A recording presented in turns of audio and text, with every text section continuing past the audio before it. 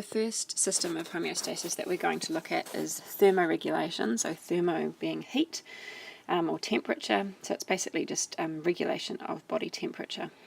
So in our bodies we have a set point, or kind of like a baseline body temperature of 36.7 degrees, and should our body temperature deviate from that too much, either increasing or decreasing, then we have a system that responds to that and can return that back to normal. So in particular, the hypothalamus is the control center in this case, and it is going to affect responses through nerve impulses and different aspects of the nervous system, as well as hormonal responses to return the body back to its normal temperature. You can see in the diagram down the bottom here that throughout the course of a day, our body temperature does tend to fluctuate a little bit. In particular at night, it tends to drop quite suddenly. And this can actually be the reason that we find it quite difficult to sleep at night time when it's very hot, because normally our body temperature prefers decreasing and dropping down to this low point just before we sort of wake up and start the day. However, throughout this there is this sort of set point, this baseline point of just under 37 degrees. So how does our body actually detect this? We have these things called thermoreceptors, which are in our skin. Now there's this word here, dermis. That is just a layer of the skin that we'll see in the next slide. And these, basically they're nerve receptors, and they are able to detect changes in the skin temperature, and they send this back up to the hypothalamus. So in this case, the thermoreceptors are going to be the receptor, or the part of the system that is detecting the change. There are a couple of different types of thermoreceptors. Very basically, they're called hot and cold. So the hot ones are going to be the thermoreceptors that detect rises above 37.5 degrees, whereas cold thermoreceptors will detect a drop that when it decreases down below about 35.8 degrees. So between these two thermoreceptors and then the effect that the hypothalamus has, this regulation becomes once again a negative feedback loop. So remembering that negative is just responding to an imbalance or a change from the baseline. The skin is the outermost part of our body, and it's the part of the body that is in direct contact with the environment, and therefore it's going to have a couple of features that can directly respond or have an effect on how our body responds to changes in the environment. So an example here is hairs being raised or lowered to decrease or increase this air that they are able to trap beneath them. So obviously, as humans, we don't have a big layer of fur like many other animals do to protect them, but we still have hairs on the surface of our body, and the hairs still act to insulate against the air. So there's little muscles. You can see down here there's little muscles down at the base of every single hair, and by contracting or relaxing they can actually raise the hair or lower the hair down. And so you'll notice when you get cold that you get goosebumps, and that's because all these hair muscles are kind of contracting and raising the hairs upwards to increase that layer of air that is trapped. Over here we've also got sweat glands. You can see down in the skin layer here, and that is another way of responding to changes in body temperature. So sweat glands are able to secrete a liquid that is deposited on the surface of the skin, and through evaporation that actually cools down our body. So when you're out exercising and you get all sweaty, it's because your body is trying to cool itself down by excreting that liquid to evaporate off the surface and cool us down. You'll see this word here too, parasympathetic, and this is talking about a certain branch of the autonomic nervous system. So remember, the autonomic nervous system is the part of the nervous system we don't have any direct control over. Parasympathetic is involved in kind of like relaxing and sort of downtime, as it were, responses, whereas the sympathetic, which we'll talk about shortly, is involved in the fight or flight response. So parasympathetic is basically involved in allowing our body to cool down and relax a little bit. Down in this subdermal, so subdermal means below dermal. So in here you can actually see this is the dermis layer or dermal layer of our skin. And fat that is, see these little round circles, they're all fat cells, and they basically insulate our body against heat loss. So they're a protective mechanism to make sure that our body is not losing too much heat through the skin. Also, we do also have fat directly around our organs also. Over here we've got blood vessels, and these are also under control from the autonomic nervous system. So what they can do is they can dilate, and that means that they get larger. A lot of blood will come into the surface of the skin, and that allows greater heat loss, because as the blood passes through next to the surface, that heat can be transferred outside the body. So vaso, meaning vessel or blood vessel, dilation to relax. This is also caused by the parasympathetic part of the autonomic nervous system. If we are trying to insulate the body or to reduce heat loss, these blood vessels will restrict, or they will constrict basically and get smaller. So vasoconstriction, meaning blood vessel constriction to get smaller. That is under control from the sympathetic part of the nervous system, so the fight or flight response, where the blood is taken away from the surface of the body back down into the major organs. So all of these together are ways that our skin is directly involved in regulating our body temperature. There are several things that our body does to counteract or act against heat loss.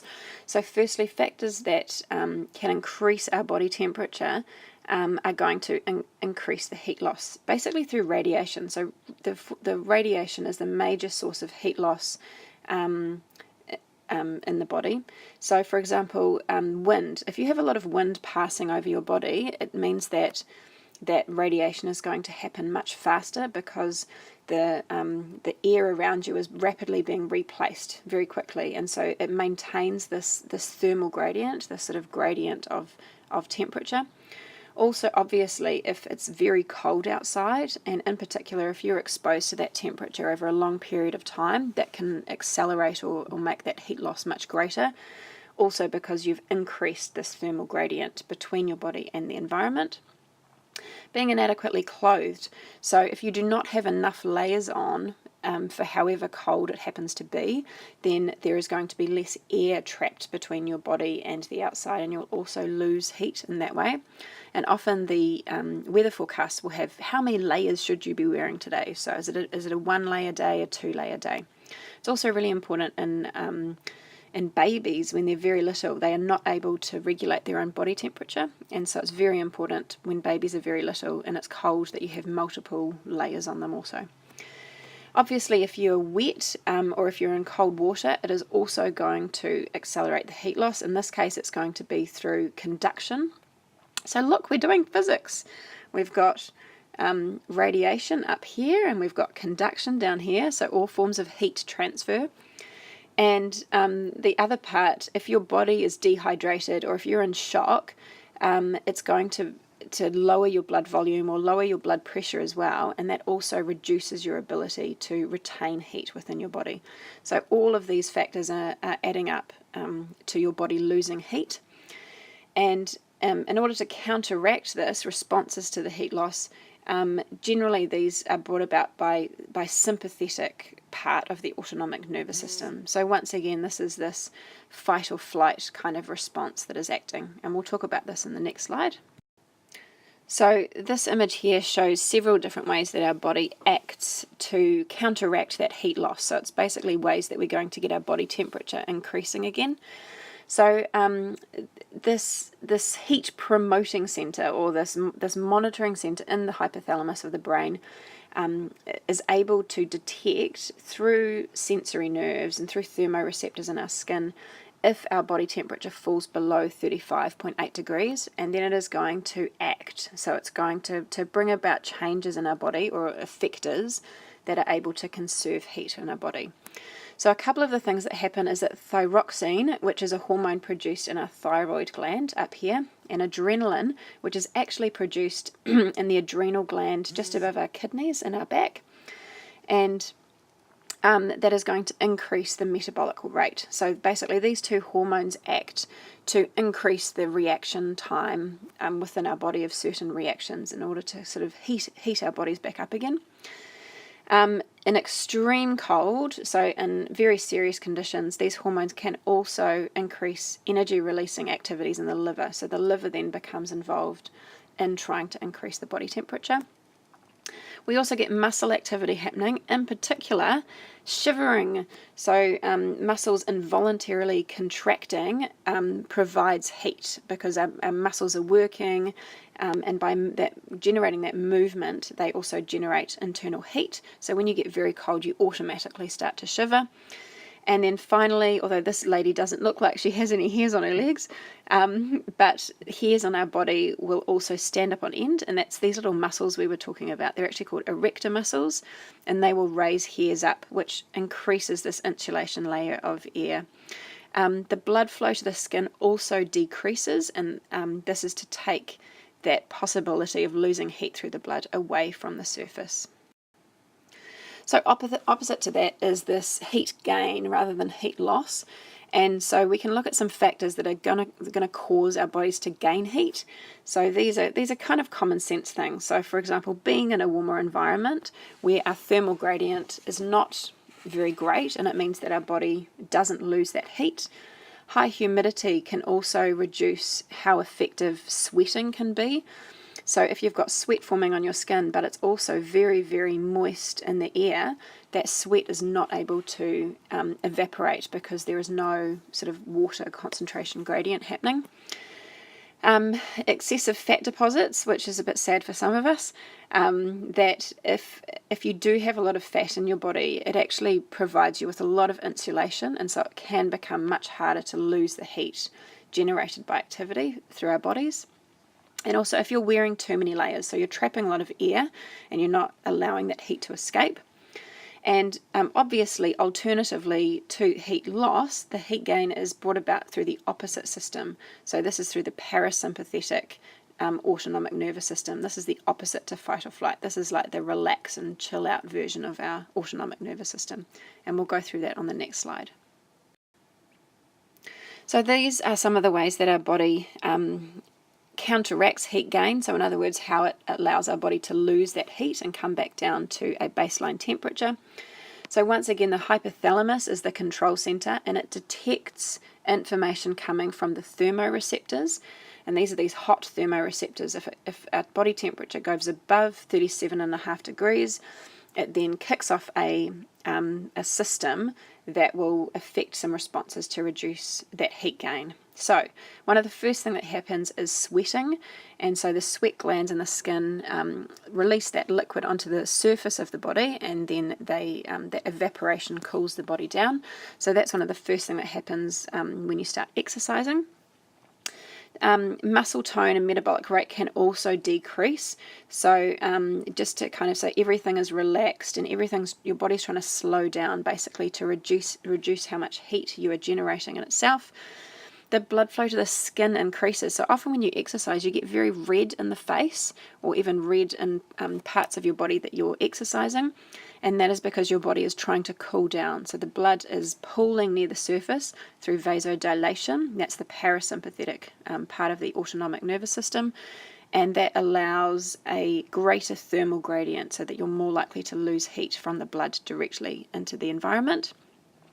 And finally, there's erector muscles in the hairs. He does look like he has some hairy legs compared to our girl before. So those hairs are going to relax, they flatten down against the body, and they reduce that insulating air layer. So this is just a summary of the body in response to cold and heat. You'll notice up here that we've got thermoreceptors in the skin that are detecting an increase in temperature or a decrease or a fall in temperature down here. Also of note, and probably should have mentioned this earlier, but there are thermoreceptors inside the hypothalamus as well. So as well as being a control center, it can actually has a detection component in there as well. So in response to this blood temperature increasing or decreasing, feeding into the hypothalamus, and you then get different responses, different effectors depending upon what needs to happen. So if we need to lose heat, then the blood capillaries in the skin will vasodilate. We will increase the sweating. You get these erector muscles, the hair muscles, relaxing, lying flat, and we decrease our metabolic rate. In contrast, if we want to conserve or gain heat, we're going to get vasoconstriction of those blood capillaries in the skin. We will reduce the amount of sweating that we have. These hair muscles in the skin contract, and we will start shivering, this muscle involuntary movement, and also increasing our metabolic rate. The next part, and potentially the most interesting part of thermoregulation, is looking at what happens when we get these departures from normal. And sometimes they can be quite extreme departures from this normal, this 36.7 degrees. This slide is just an overview of the different types of reactions that can occur, and then we're going to just take a little look at the two different types of responses. So basically, if we are getting body temperatures increasing above this 36.7 degrees, it's known as hyperthermia. So hyper means above, thermia temperature, so above temperature. And obviously, if that occurs over a long period of time, it can lead to death and great illness, mostly in part to enzyme activity decreasing rapidly due to denaturation and things like that. Body temperature decreasing, you can have mild hypothermia, so shivering, you get a lot of vasoconstriction happening, which reduces blood flow to the extremities, and a couple of other things that happen here as well. Moderate is if our body temperature decreases even more, so you start having problems coordinating your muscles, your movements become very slow. You get a constriction of blood vessels in a lot of your extremities, and they can turn a blue colour over time. That can lead to things like not gangrene, well, gangrene over a period of time, but also death of tissues if the blood is withdrawn from them for too long. You can get very confused, and then you often notice this happens with victims of hypothermia on mountains and in the snow and things. They can actually start undressing or taking their clothes off as well, which is this confused kind of mental state, and that obviously rapidly increases the effect that the hypothermia is having on their bodies. Severe hypothermia, lose the ability to talk, you become irrational, you can enter a stupor, and basically your organs start failing and you die. So that's not much fun to have, but we're going to go and have a look at these in more detail now. So hypothermia, as we've just said, is when your body temperature decreases down, generally below about 35 degrees. It can be mild to severe depending on how long it has been dropped down. Several things can happen, which we've mentioned previously, and a lot of the time this can happen especially when you're in the water. So people that are in capsized boats and end up in the water, or even people getting swept out to sea on tides and things like that, can be at great risk of hypothermia. There's a couple of things that can affect basically survival times, or how severe the hypothermia ends up being. Firstly, water temperature. So obviously if it is a very cold water temperature that you're exposed to, there is going to be a greater thermal gradient and your body will lose heat more rapidly. And the second thing is actually down to your body shape. So if you have a very large exposed surface area, in other words, if you are very tall and thin, your body is less likely to be able to sustain that heat within your body, and so you tend to lose that heat quite rapidly, whereas if you tend to be more of a short and stocky shape, your body is able to hold on to that heat a little bit longer. You can see this graph here is just a graph of basically water temperature versus how long you're exposed into that water. And so obviously if you even a short exposure to water temperature in this range can result in death, because it's a very, very cold water temperature, a very big thermal gradient. And that changes up here, so depending on your body shape. So if you are tall and thin, even if the water temperature is reasonably warm, you don't have that ability to retain your heat, and so you can still become very ill and die. Whereas if you are short and stocky, you have a greater resilience to a lower water temperature. These are just some treatments for hypothermia, and a lot of you will know these already. So basically, if you're just mildly hypothermic, you can treat that by just rewarming. So that can be by using somebody else's body heat to warm you up, along with dry, warm, insulated clothing.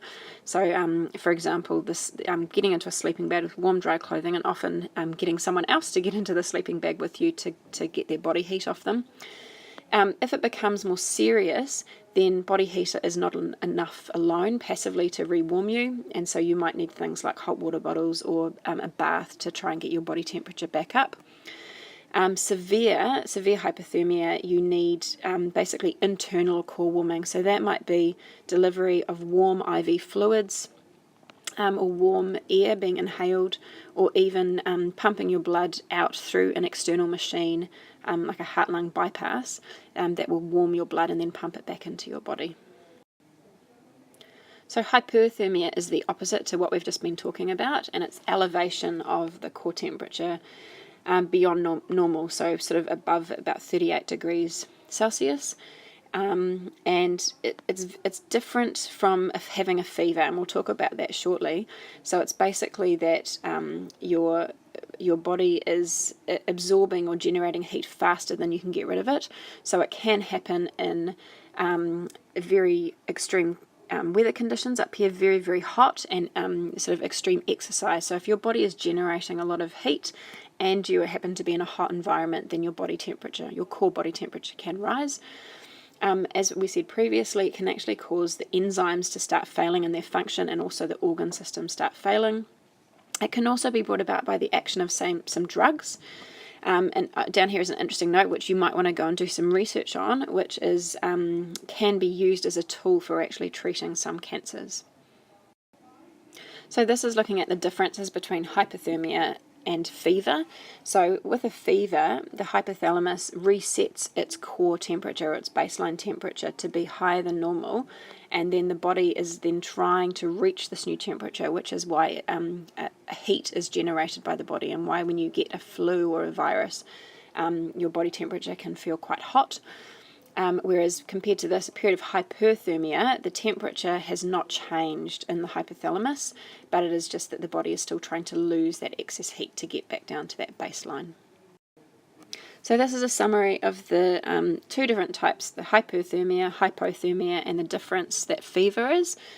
So in hypothermia, you've still got this baseline normal body temperature, but the actual body temperature is greater than that, and therefore heat needs to be lost in the body to get back to normal. In hypothermia, the body temperature is below the normal body temperature, and so you must gain heat to get back to normal. In fever, this line is actually shifted up higher, so that's really where that line should be shown. And the body generates heat in order to get up there. Now, this is actually a very good mechanism for the body to fight off infectious diseases, because by increasing the body temperature, it can kill bacteria and kill viruses. So it's the body's natural way of fighting these things off. However, if you have a sustained fever over a very long period of time, then you can start interfering with enzyme function or organ function. So having a fever over a sustained period of time is not good, but it is still a very good mechanism for reducing the seriousness of illnesses. And this final slide is just going through, it looks very complicated, but if you follow the arrows, it just shows you the different mechanisms that take place, the different cycles that take place if the body temperature either increases or decreases below normal.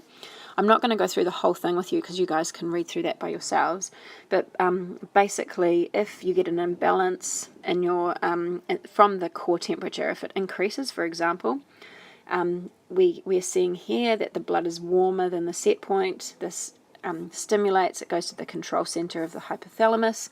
This then allows things like vasodilation to occur, sweating to occur, and the reduction in metabolic activities. This can then decrease the body temperature back down, and it can come back down to normal. If it doesn't do that in one go, you might get a couple of repeated cycles, and vice versa. If you get a decrease in the body temperature, you've also got these mechanisms that take place down the bottom to to basically get the body temperature back up to normal.